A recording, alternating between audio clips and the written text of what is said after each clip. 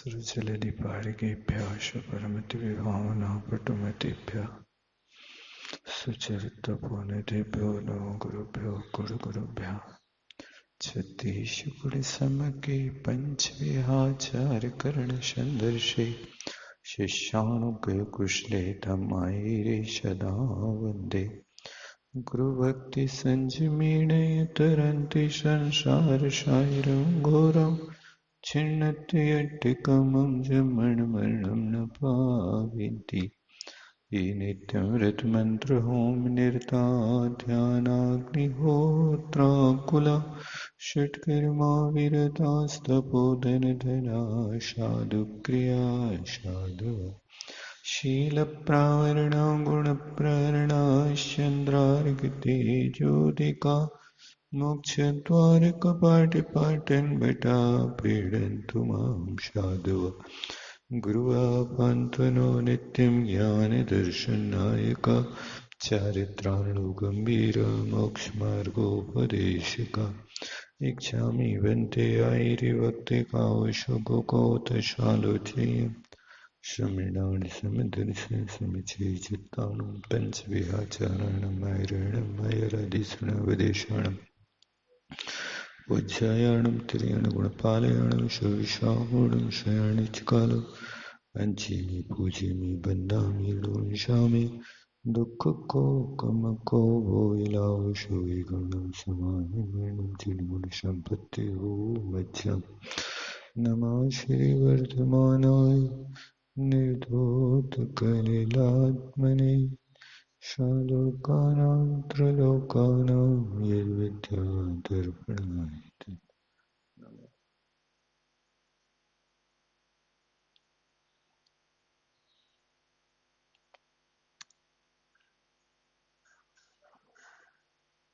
यहाँ पर सम्यक दर्शन के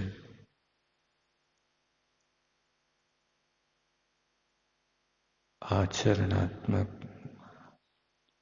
अंग के विषय में अपन ने चर्चा की थी, जिसमें आचरण प्रधान उपगोहन स्थितिकरण वात्सल्य और अंतिम है प्रभावना।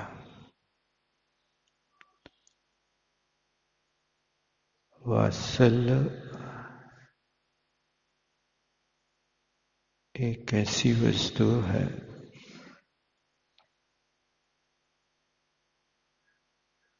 कि जो हमेशा सुई का काम करता है।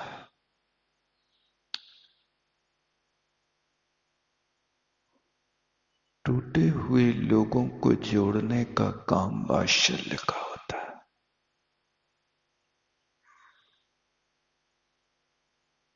जहां बिखराव है,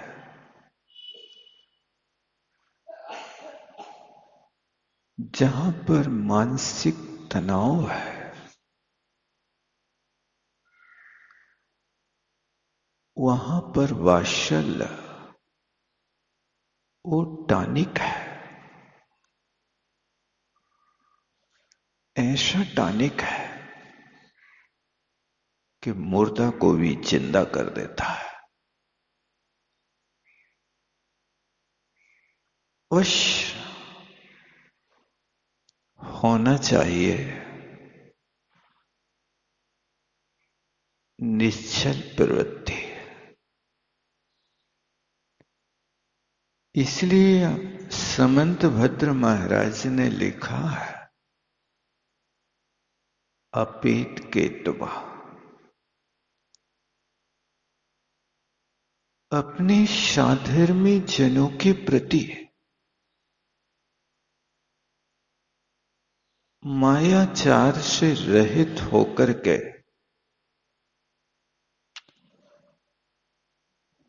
प्रतिपत्ति होती है, वो वात्सल्य है।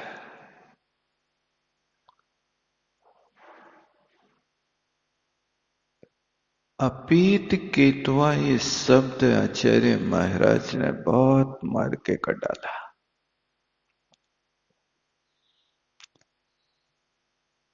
जहां पर छल पूर्वक अपने स्वार्थ को काटने के लिए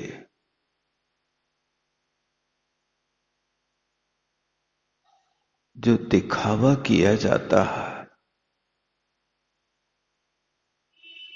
वो वात्सल्य की कुटी में नहीं आता। वात्सल्य अंग का पालन करना है तो जैसे आप डॉक्टर के पास जाते हो और डॉक्टर आपसे कहता है कि भाई साहब आपको कफ बढ़ रहा है, तो मैं दवाई तो देता हूं लेकिन दवाई के साथ आपको ये परहेज रखना कि घी का सेवन नहीं करना, अब चावल का सेवन नहीं करना, अब केला का सेवन नहीं करना, तो ये दवाई काम करेगी। और यदि दवाई भी खाओ और ये वस्तुएं भी खाओ, परहेज नहीं करो, तो दवाई का कोई असर नहीं होगा। इसी तरह आचार्य महाराज कह रहे हैं कि वात्सल्य अंग का पालन करना है तो ये परहेज करना होगा। कौन सा परहेज? सद्भाव हो लेकिन मायाचार से रहित हो। मायाचार ऐसा होता कि वो कपट की कटारी कहीं न कहीं आकर के प्रकट हो ही जाती है। कपट छिपाए ना छिपे, छिपे ना मोटो भाग, दाबी दूबी ना रहे रुई लपेटी आग। कपट छिपाने से छिपता नहीं है। किसी के शरीर में फोड़ा हो जाए और वो छिपा करके रखे, फोड़ा भले ही छिपा सकते हो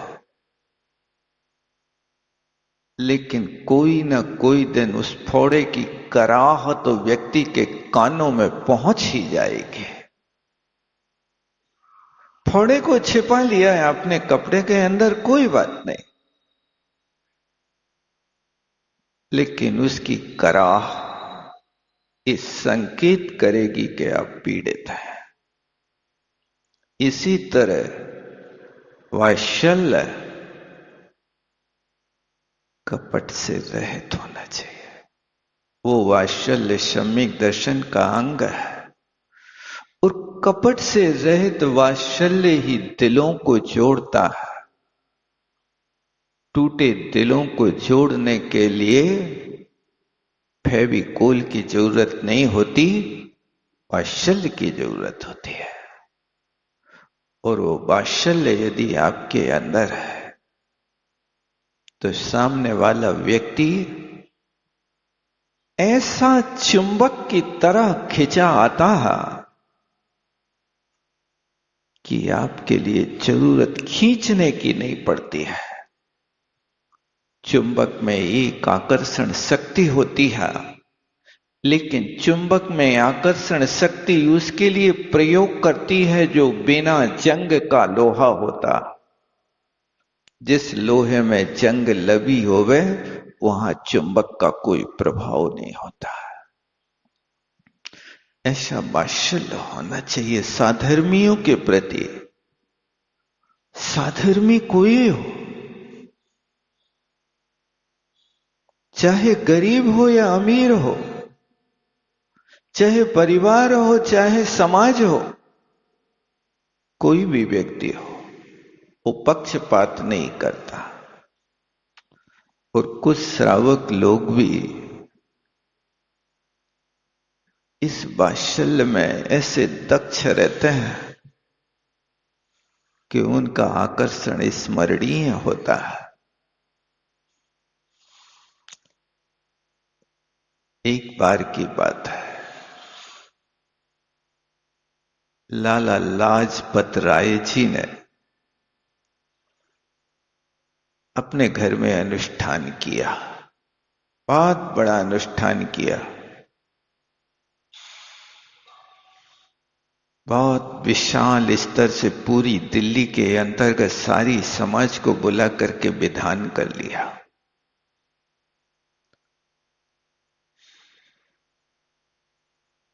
बहुत सानंद संपन्न हुआ। पहले के लोग अनुष्ठान करते थे तो हृदय से करते थे, अनुष्ठान होते थे तो वे जान डाल देते थे समाज के अंदर, और सालों में एकात होता था। वो अनुष्ठान में समाज का जुड़ाव होता था। जबलपुर में मड़िया जी में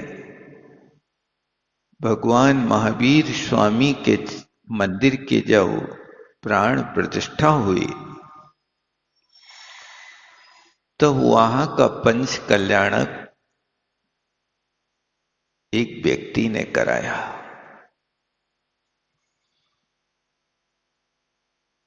उस पंच कल्याणक को देखने के लिए इतनी जनता आई, इतनी जनता आई कि जनता की गिनती नहीं कर सके। लेकिन एक चीज की गिनती हुई कि इतने लोगों ने भोजन किया। कितने लोगों ने? घी तेल आटा के नाप तोल की बात नहीं लिखी, 28 किलो मिर्ची के डंठल तोले गए। यानी इतने लोगों ने भोजन किया कि उस भोजन में इतनी मिर्ची डाली, इतनी मिर्ची खर्च हुई कि उस मिर्ची के डंठल 28 किलो। जो जबलपुर में महावीर चैत्यालय में प्रशस्ति में ये लिखा हुआ है। देख करके आश्चर्य हुआ कि 28 किलो मिर्ची का डंठल कितने किलो मिर्ची में हुआ होगा, और वो मिर्ची कितने किलो भोजन में पड़ी होगी, और वो भोजन कितने लोगों ने किया होगा। ये होती थी वात्सल, इसी का नाम होता था प्रीति भोज। इसको वात्सल्य भोज भी कहते हैं या प्रीति भोज भी कहते हैं। सेठ लाजपत राय जी ने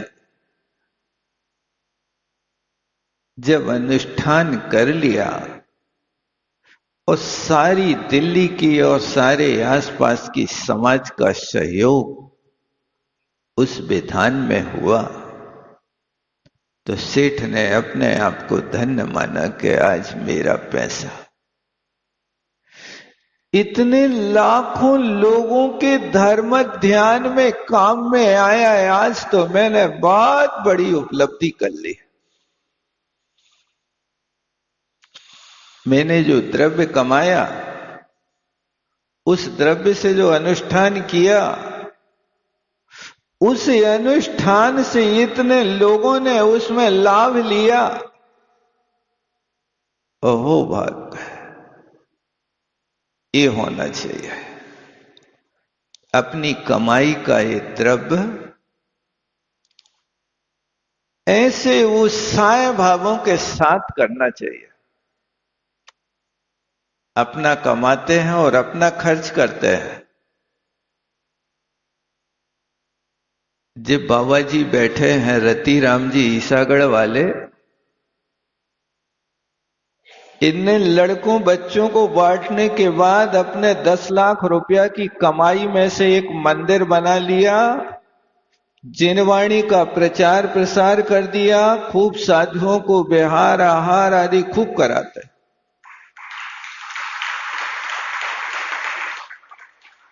एक बड़ा विशाल ईसागढ़ में अपनी तरफ से चंदा प्रवचनालय अपनी जगह और अपने द्रव्य में बनाया। कोई का सहयोग नहीं। 10 लाख रुपया का अपने पास बैलेंस है, उसी से कमाते हैं, उसी में से सब खर्च करते जाते हैं और पैसा आता जाता। ये व्यक्ति के अंदर उदारता होना चाहिए। और 20 साल से इतना खर्च कर रहा है, वो 10 लाख इनके अभी भी बने, खर्च ही नहीं। क्या है ये? उस सेठ ने सारी के सारे अनुष्ठान के बाद पूरी दिल्ली नगरी में लड्डू बंटवाए, नाश्ता के पैकेट बंटवाए, घर घर बड़े सम्मान के साथ अपने परिवार के व्यक्ति और मुनीम को भेज करके हर घर जाकर के वो डिब्बा रखा और कहा, भैया मेरी भेंट स्वीकार कर लो। जब सारी दिल्ली में लड्डू बट गए, एक परिवार था जो बेचारा गरीब था, हाथ ठेला पर चना मूंगफली बेचता था। मुनीम उसके यहां गया, भेंट लेकर के, नाश्ता लेकर के, सेठ जी ने आपके पास उपहार भेजा है, आप स्वीकार करने का कष्ट करें। उस परिवार ने कहा कि मैं नहीं स्वीकार कर सकता, मैं गरीब आदमी कभी सेठ को पानी पिला नहीं सकता, तो सेठ की वस्तु को मैं कैसे स्वीकार करूं? ये तो व्यवहार है कि आपने पानी पिलाया है तो कम से कम मैं भी तो पानी पिलाने के योग्य हूं। मैं अपने घर कभी सेठ को नहीं बुला सकता, सेठ नगर सेठ है, उसको बुलाने के लिए हमारी इतनी औकात नहीं कि हम 1500 रुपया खर्च कर सकें। उसने लड्डू वापस कर दिया। मुनीम ने बहुत कहा, सेठ इस उद्देश्य से लड्डू नहीं बंटवा रहा। सेठ तो आनंद के रस में डूबा हुआ है कि आज मेरा द्रव्य अनुष्ठान में लग करके कम से कम प्रत्येक व्यक्ति का मुख मीठा हो जाए, समाज का कोई व्यक्ति बाकी ना रहे। ऐसे परमात्मा की भक्ति से ओतप्रोत होकर के आपके लिए भेज रहे। सेठ अपेक्षा नहीं रख रहे कि आप पानी पिलाना, वो नहीं माना। आप मुझे बाधित ना करें, मैं नहीं स्वीकार कर सकता। वो मुनीम चला गया। शाम के वक्त जब सेठ जी अपनी गद्दी पर बैठे, वो मुनीम से पूछा, मुनीम जी, समाज के हर व्यक्ति के पास आपका सामान पहुंचा कि नहीं पहुंचा? मुनीम ने कहा, सेठ साहब, समाज के हर व्यक्ति ने स्वीकार किया, लेकिन एक गरीब परिवार है, लाल किले के किनारे पर हाथ ठेला पर चना और मूंगफली बेचता है। उस व्यक्ति का कहना है कि मैं कभी सेठ को पानी नहीं पिला सकता, तो मैं फिर उनकी कोई वस्तु स्वीकार नहीं कर सकता। कोई बात नहीं। और तो सबने स्वीकार किया। हाँ सेठ साहब, सबने स्वीकार किया। दूसरे दिन शाम के वक्त सेठ जी ने अपनी बग्घी बुलाई और बग्घी पर सवार होकर के उस मुनीम को साथ में बैठाल करके के उसका पता बताओ कि वो दुकान कहां लगाता है। उसके साथ गए, उसके हाथ ठेला के सामने अपनी बग्घी खड़ी करके बग्घी से उतरे। उसकी वो दुकान पर जो हाथ ठेला की दुकान थी, उसकी बरनी में से चना और मूंगफली निकाली और खाई सेठ जी ने, और कहा भैया पानी पिलाओ, और उसके यहां पानी पिलाया। वो दुकानदार खड़ा खड़ा आंखें मील रहा, मैं सपने देख रहा हूं कि साक्षात देख रहा हूं? क्या सेठ भी मेरे द्वार पर आकर के अपने हाथ से चना मूंगफली खा सकते हैं? और जब चना मूंगफली खा लिया और पानी पी लिया, 2 मिनट बैठ लिया, तब मुनीम से कहा भैया लाओ इनके लिए उपहार भेंट करो, हमने अनुष्ठान किया है, यदि तुमने ये स्वीकार नहीं किया तो मेरा अनुष्ठान अधूरा रहेगा। आपको तो स्वीकार करना पड़ेगा। वो व्यक्ति आंखों से नीर बहाता रहा। मैं अब नहीं कह सकता कि नहीं लूंगा। उस व्यक्ति ने स्वीकार किया और सेठ जी के चरण छुए और कहा कि मैं अभी तक वात्सल्य धर्म के वात्सल्य अंग के लक्षण को शास्त्रों में पढ़ता था, आज वो वात्सल्य अंग मेरे सामने आकर के खड़ा हुआ। आज तक मैंने कभी ऐसा प्रैक्टिकल करके वात्सल्य अंग नहीं देखा। ये वात्सल्य आज मेरे सामने आकर के खड़ा हो गया, धन्य है। क्या ऐसा वात्सल्य अंग आप कभी निर्वाह कर सकते हैं? टूटे हुए लोगों को जोड़ने की आप कभी एकत्व बुद्धि रख सकते हैं? आपका वात्सल्य तो ऐसा कि तुम्हें निमंत्रण दे दिया, स्वीकार कर लिया तो भला, नहीं किया तो भला, आओ तो बैल कम, जाओ तो भीड़ कम। इस सिद्धांत रखने वाले लोग वात्सल्य अंग का पालन कैसे कर सकते हैं? जिस व्यक्ति के अंदर ये भाव होगा, वो व्यक्ति ऐसा नहीं कर सकता। आप भी कोशिश करो। जो अपने साधर्मी जन है, जो अपने से थोड़े से बिखरे बिखरे रहते हैं, अपनी उस बिखरी हुई ऊर्जा को इकट्ठी करना है तो आप वात्सल्य को अपनाओ। लाखों रुपया देकर के तुम व्यक्ति को अपना नहीं बना सकते, लेकिन आप व्यक्ति को वात्सल्य अंग को प्रदान करके अपना बना सकता है। ये वात्सल्य ऐसा चुंबक है। आज हम देखते हैं लोग रुपया घर घर जाकर के बांटते हैं, लेकिन फिर भी उनको अपना नहीं बना पाते। लेकिन आपका वात्सल्यमयी हृदय व्यक्ति को अपना बना लेता है। इसलिए कोशिश करो आप।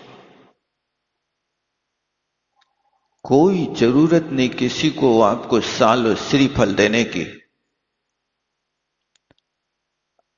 आप सिर्फ सामने आए व्यक्ति के लिए एक हृदय से निकली हुई मुस्कुराहट तो दे दो। लेकिन आज हम इतने कंजूस होते जा रहे हैं, इतने कंजूस होते जा रहे हैं कि हम अपना बनाने के लिए एक व्यक्ति को 1000 रुपए का नाश्ता होटल में करा देंगे, लेकिन एक मुस्कुराहट हृदय की देकर के उसको अपना नहीं बना पाते। हमें पता नहीं कि कैसे बनाया जाता है। आप धर्मात्मा है, उस सम्यक दर्शन को बचा करके रखना है। तो ये वात्सल्य अंग आप अपने परिवार के साथ, आज आपके परिवार के लोग बिखरते जा रहे हैं। दो भाई साथ में नहीं रह पा रहे हैं। आपने कोई कारण खोजा कि जैसे तिल में से तेल निकलने के बाद वो तिल खल बन जाता है। तिल में से तिल निकल जाए तो वो तिल खली बन जाता है, तिल तिल नहीं कहलाता है। इसी तरह जिस व्यक्ति के हृदय रूपी तिल में से ये स्नेह रूपी तेल निकल जाए, वो हृदय वहां खली के रूप में हो जाता, फिर उसको काम में नहीं ले सकते। आप कोशिश करो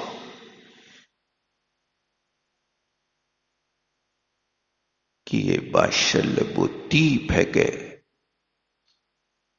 हृदय के अंधेरे में प्रकाश भर देता है। आप वो दीप जलाने की कोशिश करो। ये वात्सल्य अंग व्यक्ति के साथ में यदि होता है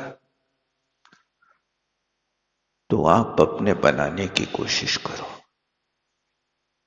याद रखो, इसके माध्यम से नींद खुलती है। ये मानव पर्याय उम्र कम है, इसलिए लक्ष्य बना करके रखो। वक्त कम है, जितना दम है उतना लगा दो। वक्त कम है, जितना दम है उतना लगा दो। कुछ लोगों को मैं जगाता हूं, कुछ लोगों को तुम जगा दो। दुनिया जाग जाएगी। ये वात्सल्य हमें सीख देता है। आज से कोशिश करो कि हम दुनिया को जोड़ने की अपेक्षा अपने बिखरते परिवार को जोड़ें, और उसको जोड़ने के लिए कोई फेविकॉल की जरूरत नहीं, वात्सल्य रस की जरूरत है। वात्सल्य रस ऐसा होता है कि जैसे दूध में नींबू के रस की 2 बूंद डालते ही दूध और पानी अलग हो जाता है, इसी तरह वात्सल्य रस की 2 बूंद डालते ही आत्मा और कर्म अलग हो जाता है और टूटी हुई 2 रिश्ते एक हो जाते हैं। ऐसे वात्सल्य को पालन करने के लिए आचार्य भगवान ने हमें आदेश दिया। और समंतभद्र स्वामी की यो पंक्ति याद रखो, स्वयुत्थान प्रति सद्भावा सनाथा पेत केतवा प्रतिर्पत्तिर यथा योग्यम वात्सल्यम अभिलप्यते। अपने साधर्मी भाइयों के प्रति प्रतिपत्ति करना। प्रतिपत्ति का अर्थ सम्मान करना, हृदय के उद्गार प्रकट करना, कृतज्ञता ज्ञापित करना। कृतज्ञता वात्सल्य अंग से जोड़ने वाली एक कड़ी है। वात्सल्य होता तो वो कृतज्ञता प्रकट हो जाती है। सीता जब अग्नि परीक्षा दे देती है और अग्नि परीक्षा दे करके जब वन की ओर जाती है तो रामचंद्र जी खड़े हो जाते हैं, सीते अब तुम पास हो गए, अब घर चलो। तब सीता ने ये नहीं कहा कि तुम बड़े निष्ठुर हो, निर्दयी हो, हमें जंगल में छोड़ दिया, आगी में डाल दिया, अब तुम्हारी क्या बात माने। कुछ भी नहीं कहा उसने ऐसा। लेकिन चाहती तो भड़ास निकाल लेती, नहीं निकाल सकती थी। अच्छे जम से ठोक पीट करके जैसा जी में आता वैसी कहती, तुमने मेरे साथ क्या धर्म निर्वाह किया? क्या यही पति का धर्म है कि जो अबला को जंगल में छोड़ दे? कुछ भी नहीं कहा, लेकिन बहुत प्यारी बातें कही। उन बातों को सुन करके हृदय गदगद हो जाता है। सीता कहती है, हे मर्यादा पुरुषोत्तम राम, आपको मेरे द्वारा बहुत कष्ट हुआ, बहुत कष्ट हुआ। मैं किन बातों में व्यक्त करूं? धन्य है और आप जैसे सहिष्णु पुरुष जो जहर को भी अमृत मान करके पी गए। सबसे पहले जैसे ही आप हमारे द्वारे पर आए तो मेरे कारण आपको कष्ट सहन करना पड़ा कि वज्रावर्त धनुष को आपको चढ़ाना पड़ा। तब हम आपके पास आ पाए। बरमाला डलने के पहले ही मैंने आपको कष्ट देना प्रारंभ कर दिया। और जिस वज्रावर्त धनुष को देव भी नहीं चढ़ा सकते, उसको आपने चढ़ाया। बहुत बड़ा संघर्ष किया और उसको चढ़ाने के बाद विद्याधर लोग युद्ध करने के लिए तैयार हो गए तो आपने उनका सामना किया और मुझको घर में लेकर के आए। मैंने सोचा कि अब तो परीक्षा हो गई पास, अब तो सुख की जिंदगी जिएंगे। लेकिन यहां आते ही, मेरे आते ही आपको 14 वर्ष का वनवास हो गया, घर से बाहर निकाल दिया।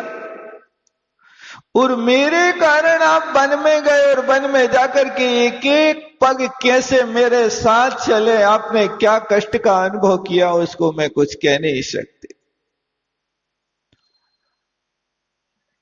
और इसके बाद वन में गए तो मेरे हटाकरे के कारण आपको सोने का मृग लेने जाना पड़ा।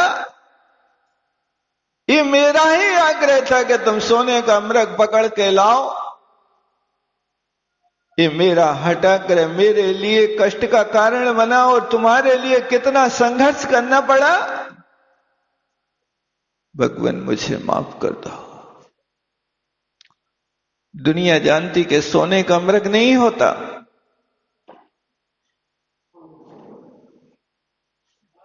लेकिन आप सोने का मृग लेने मेरे कारण गए, एक ये भी कष्ट उठाना पड़ा। फिर सबसे बड़ा कष्ट हुआ कि मेरा हरण हो गया। तो आप मेरे वियोग में कैसे दुखी रहे, इसका भी मैं वर्णन नहीं कर सकता। और हरण होने के बाद में आपने अपने प्राणों की बाजी लगा करके लवण समुद्र को लांग करके, लवण समुद्र को बांध करके आप वहां त्रिकुटाचल पर्वत पर राक्षस द्वीप पर जाकर के आपने रावण के साथ युद्ध किया। और जब रावण के साथ युद्ध किया उस समय आप अपने भाई को खोने जैसी स्थिति में आ गए, शक्ति लग गई। तब क्या संघर्ष, क्या कष्ट मेरे कारण उठाया। और फिर महायुद्ध करके वहां से यहां आ गए, लौट के अयोध्या आ गए। अब तो कष्ट के दिन निकल गए, लेकिन फिर भी कष्ट उठाना पड़ा कि लोगों ने अपवाद कर दिया। उस लोकापवाद के कारण आपको कष्ट उठाना पड़ा। लोगों को दिखाने के लिए आपने मुझे वन में भेज दिया। वन के भेजने में आपने जो कष्ट का अनुभव किया वो मैं जानती हूं। और फिर इसके बाद जब वन से आई तो लवण और अंकुश, लव और कुश पैदा हो गए। उनको जब तुम्हारी बात मैंने सुनाई तो वे तुमसे युद्ध करने के लिए आ गए, तो उनसे युद्ध करना पड़ा। और आज फिर अग्नि परीक्षा दी। आप भी अंदर से दुखी थे, लेकिन उसके बाद भी अग्नि का नीर हुआ तो वो पानी सारे नगर में फैल गया, लोग डूबने लगे, आपने उसमें भी खेद उठाया। ऐसे कितने गिनाऊं कि मेरे कारण आपने कितना कष्ट उठाया, कितना कष्ट उठाया। अब मेरे कारण आपको कष्ट ना हो, इसलिए अब मुझे स्वीकृति दे दो। मैंने संसार के स्वरूप को देख लिया, कहीं सुख नहीं मिला, हर व्यक्ति दुखी है।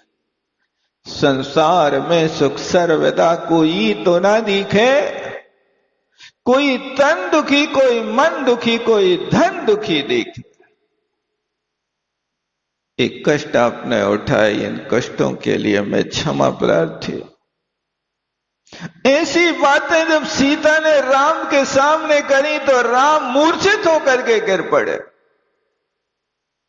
अभी तक तो तुमने हमारे साथ ही आशा के महल बनवाए थे कि अब सीता अग्नि परीक्षा देकर के अब निर्विकल्प होकर के निरपवाद होकर के घर में रहेगी, लेकिन ये अंतिम परीक्षा देकर के आप सब लोगों को जल में डुबो करके अब मैं जल से बाहर बन की ओर जा रही। ये होती है अंतरंगी की कृतज्ञता, ये होती है भक्ति, ये होता है वात्सल्य। और ये जब वात्सल्य होता तो व्यक्ति के दुर्गुण दिखाई नहीं देते, अपने गुण दुर्गुण दिखाई देते कि मेरे कारण तुमने कष्ट उठाया। सीता ने ये नहीं किया कि मेरे लिए तुमने कितने कष्ट दिए।